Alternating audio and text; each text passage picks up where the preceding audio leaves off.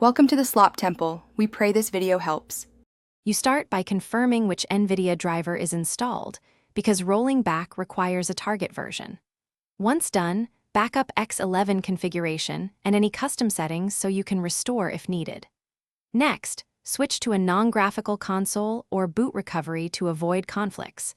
Stop the display manager, systemtl stop GDM or lightdom, so the kernel module can be unloaded. Make sure Secure Boot is disabled in firmware if you used a signed module. Otherwise, the older driver won't load.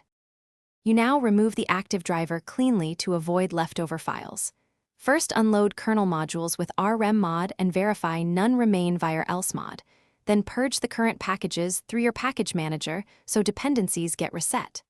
After that, install the specific older driver version you prepared.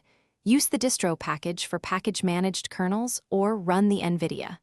Run installer for manual control. During installation, pay attention to DKMS output so modules build correctly.